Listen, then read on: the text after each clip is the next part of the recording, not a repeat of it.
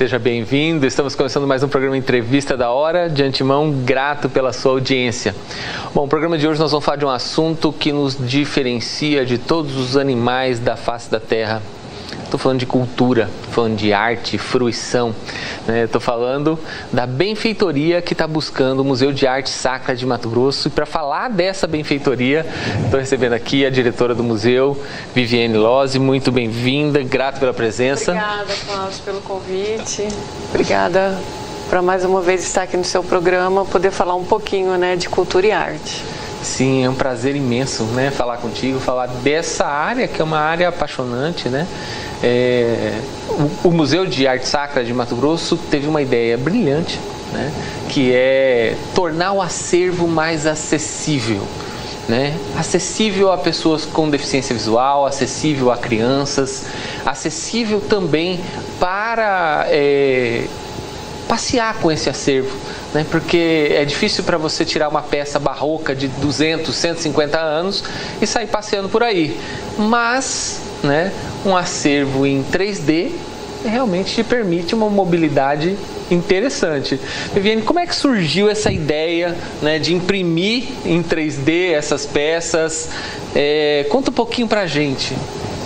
Então, nós começamos o ano passado uma discussão, né, sobre como a gente poderia tornar o acervo do museu acessível a esse público, né?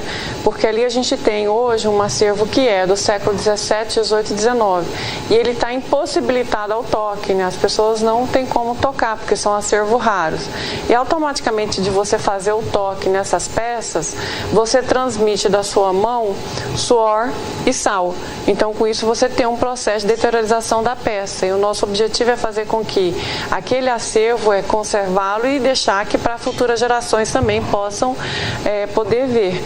E essa discussão começou o ano passado e nós procuramos o professor Maurício da Universidade Federal, que é ali do Lab UAL, do Departamento de Arquitetura, e começamos essa conversa, né? Ele esteve no museu, deu uma olhada no acervo, começamos essa aproximação para um processo de escaneamento, né? De fazer alguns testes de algumas peças, para ver essa viabilidade, porque ele já estava desenvolvendo um trabalho com a fachada da antiga catedral e também de algumas fachadas de alguns edificações históricas aqui da nossa cidade. E deu super certo. Aí fui no Lab UAL também para conhecer o trabalho deles, né, ver o trabalho de impressão que eles fazem nessas impressoras 3D, usando lá polietileno, né? Então, com isso, a gente começou essa aproximação e falamos, vamos desenvolver um trabalho em conjunto. E aí, logo na sequência, o BNDES, né, abriu o edital, que é o edital BNDES Mais Patrimônio, aonde nós entramos, né, nesse edital e passamos. Então, assim, vários museus do Brasil também nesse mesmo período passou, mas ela é uma política diferenciada para um processo de captação, né, que a gente chama-se de match fund, onde a gente tem que ter uma parte de contribuição da sociedade civil e assim também para que o BNDES possa fazer o aporte de recursos ao projeto. É como se fosse uma contrapartida do próprio museu, levantada junto com a sociedade, enfim. Justamente. Como que funciona essa parceria com o BNDES? Ele é de que forma? Nós temos o custo do projeto hoje avaliado em 126 mil, né?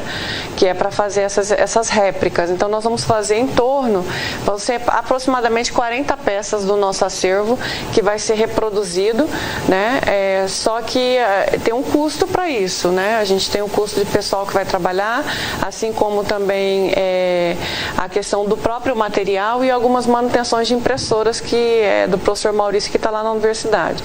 Então, com isso, é um custo baixo, né? É um custo muito baixo, né? Mas com isso a gente automaticamente precisa com que a sociedade civil tenha esse envolvimento, porque fica para o museu fazer uma contrapartida de 42 mil, né? E essa contrapartida de 42 mil, a gente tem que fazer um processo de mobilização da sociedade civil, né? Para que ela possa colaborar. E aí aí o BNDES aportar os outros 94. Então, ou seja, a lógica é qual? A cada R$1 que a gente capta, o BNDES coloca 2. Então, essa é a dinâmica nessa relação dessa ação.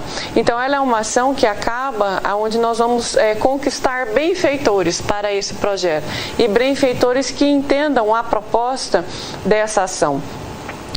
Porque, vamos supor, nós criamos as linhas, né, que é a dinâmica, né, desse trabalho, a gente acabou criando as linhas de recompensas, né, para os benfeitores, e lá ela começa com R$20 e vai até R$5.000 a cada benfeitor que queira colaborar. E o benfeitor colaborando, ele também pode escolher alguns kits, né? E entre esses kits nós temos lá camiseta, caneca, nós vamos ter mini impressões em 3D também, de objetos do próprio acervo, assim como outros objetos, né, que também estão dentro, como luminária, né, está entre os kits. E esses kits, as pessoas escolhem a linha que ela quer apoiar, né, a recompensa que ela quer, que tem o kit ali montado. Então, com isso, é uma campanha onde a gente faz a mobilização da sociedade civil e é uma campanha onde todo mundo ganha, né? O museu ganha com isso, a sociedade também, e aí nós fazemos um trabalho que é um trabalho de inclusão, né? Porque a gente está incluindo as pessoas com deficiência visual, assim como as pessoas que têm dificuldade de ver e observar o acervo, né, que também precisa tocar com as mãos. Aí a gente pode incluir as crianças, nós podemos incluir as crianças com síndrome de Down, as crianças também, os autistas, porque eles têm essa necessidade do toque. Então a gente vai criar um espaço, isso, né, até dizer, nós. Às vezes a pessoa, para reconhecer algo, ela precisa pegar. É sinestésico, né? Você tem várias maneiras de perceber o mundo, visual, olfativa, né, auditiva. Tem gente que é sinestésico, ele precisa pegar, né? Justamente. E isso amplia os sentidos, né? Com certeza. A gente se tratando principalmente dos ditos normais, nós, né, que enxergamos, né, nós já temos essa necessidade, né? Nós não contentamos só de olhar com os olhos, né, que é o que a gente às vezes fala dentro do próprio espaço do museu, assim como também com as atividades complementares educativas que faz uma comunicação melhor desse acervo, né? Mas a gente tem essa necessidade. Agora você imagina para um deficiente visual. Isso é mais complexo, porque ele não consegue entender o mundo que o cerca sem tocar, né? Então, assim, se eu for fazer um áudio descritivo de um objeto dentro do espaço museológico, vou pegar lá uma imagem de São Miguel Arcanjo, vou dizer para ele, ela tem 2 asas, né? Ele está vestindo um traje militar de cor azul, enfim, vou fazendo a descrição de toda essa peça, é uma peça do século XVIII, toda talhada em madeira, e assim vai. Mas ele só consegue ter a dimensão a partir do momento que ele toca, né, para que ele entenda o que é essa asa, para ele entenda o que é esse traje militar, né, o sapato, enfim, assim, o que ele está vestindo, né? Então ele só vai conseguir compreender isso através do toque.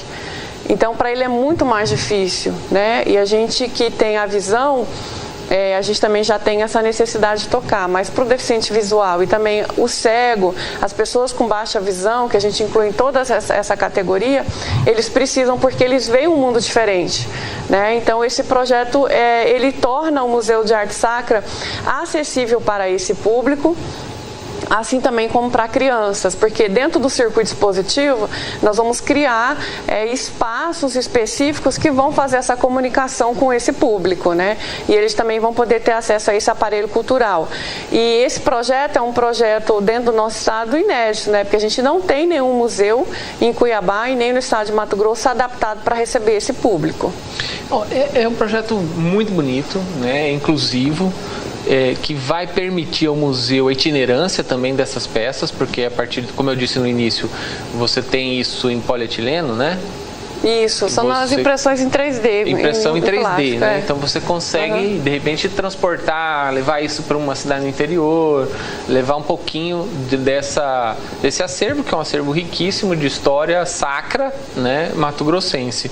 Agora, eu quero passar o link para você que ficou interessado em doar, conhecer essas bonificações, né? Então você doa para o museu, o que você der R$1, o BNDES põe mais 2, se der 20, o BNDES põe mais 40, isso, né?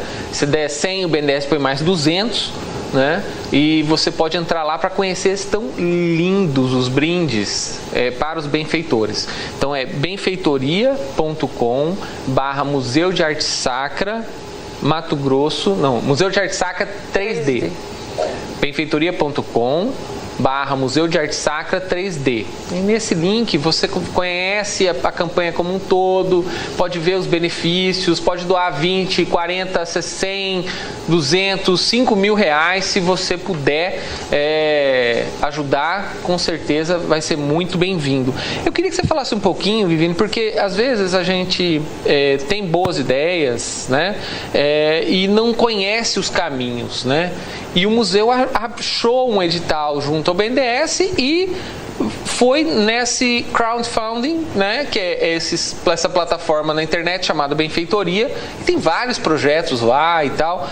Como que foi esse caminho para a benfeitoria? Se a pessoa tá lá, tem uma ideia boa, como é que ela faz para chegar lá? Então, nós participamos desse edital em específico, né, que é do BNDES Mais Patrimônio. Mas essa plataforma, que é a Benfeitoria, ela é contratada, né, pelo BNDES para poder desenvolver esse trabalho para esse edital, né, porque o formato que eles fazem com nós é match fund. É um pouco diferente do crowdfunding, mas o crowdfunding também a benfeitoria faz, né? Entendi. Porque aí nesse caso você vai fazer o crowdfunding, você faz uma captação direta, né, daquele recurso na íntegra do que você precisa para desenvolver sua ação. No nosso caso, o match fund é porque nós já temos um apoiador, né, que vai estar colaborando com 2 vezes aquele recurso que a sociedade civil coloca, né?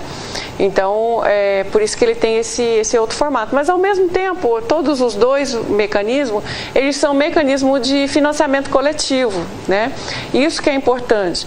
E o BNDES, ele entende dessa forma, que o projeto é importante para a sociedade civil, a comunidade entende ele como importante, então eu vou apoiar com a parte que me compete, né? Então esse é o entendimento dele, para que ele possa também fazer a complementação desse recurso. E nós recebemos um prazo, viu, Cláudio? É um prazo curto para essa captação desse recurso, que é esses 42 mil, por isso que a gente fala que ela tem essa campanha, ela tem a dinâmica do tudo ou nada, né? Porque se a gente não consegue captar hoje, para frente, aí nós temos em torno de 29 dias, né, para finalizar a campanha.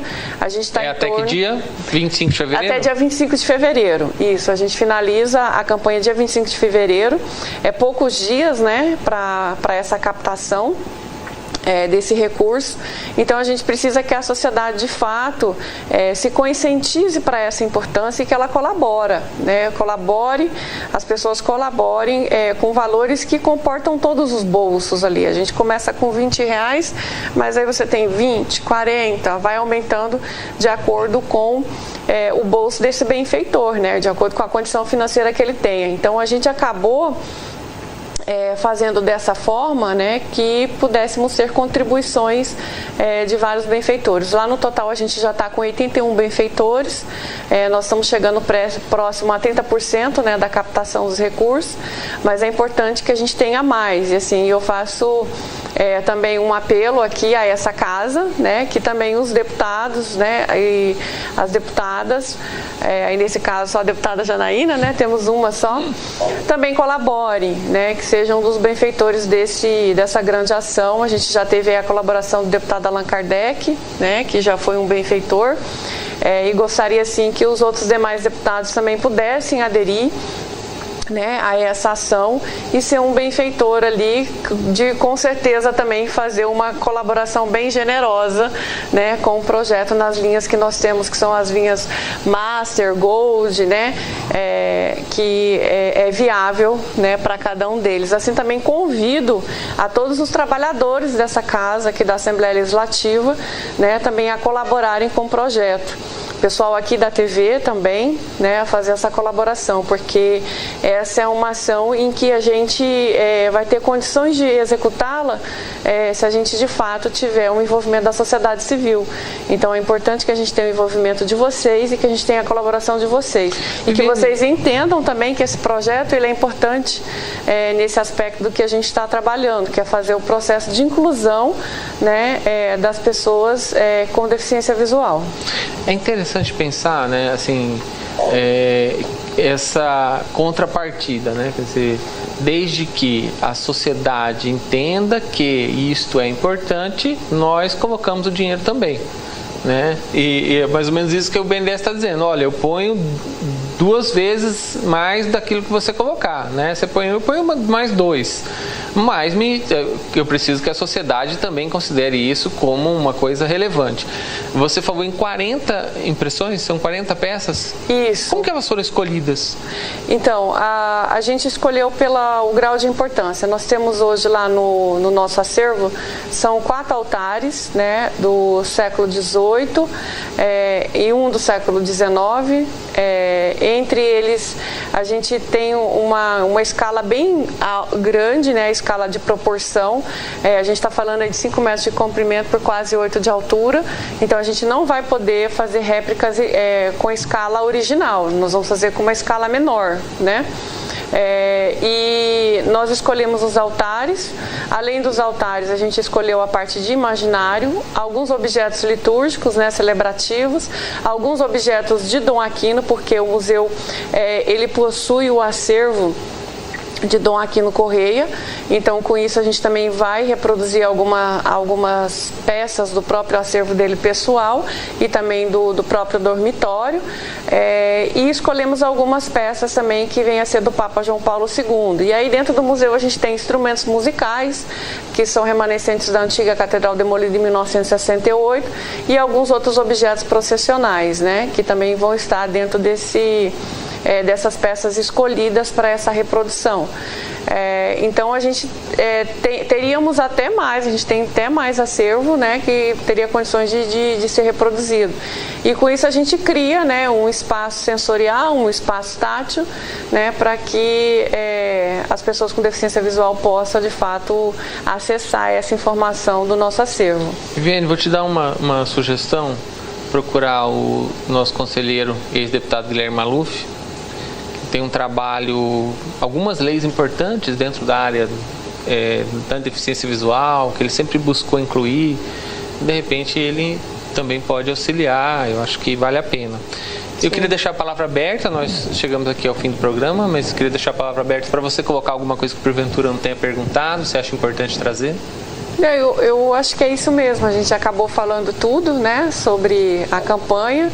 É muito importante que todos colaborem, né, os ouvintes do seu programa, da Entrevista da Hora, assim como os trabalhadores dessa casa, né, os deputados aqui.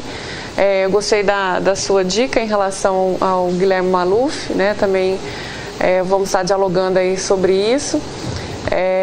E é isso, pessoal, colaborar com a gente, né, no benfeitoria.com/Museu de Arte Sacra 3D, para que a gente possa tornar o Museu de Arte Sacra um espaço mais acessível e inclusivo para todos os públicos. Bom, cabe em todos os bolsos, né? A partir de R$20 você pode auxiliar. Eu já auxiliei, tem tantas pessoas que eu conheço que também vão auxiliar, estão auxiliando, para a gente ter aí um acervo mais acessível e inclusivo, né, para essas pessoas. E você também, né, que pode ir lá e tocar a peça, né, no formato, realmente é uma experiência sensorial. Bom, esse programa termina aqui. Você sabe que a TV Assembleia é uma TV pública, sem fins lucrativos, que a gente faz aqui é levar informação de qualidade que pode fazer diferença no seu dia a dia. Esse programa você vê às 12 horas, às 5 da tarde e às 9h30 da noite, também no YouTube, youtube.com/TV Assembleia MT. Fiquem com Deus e até a próxima.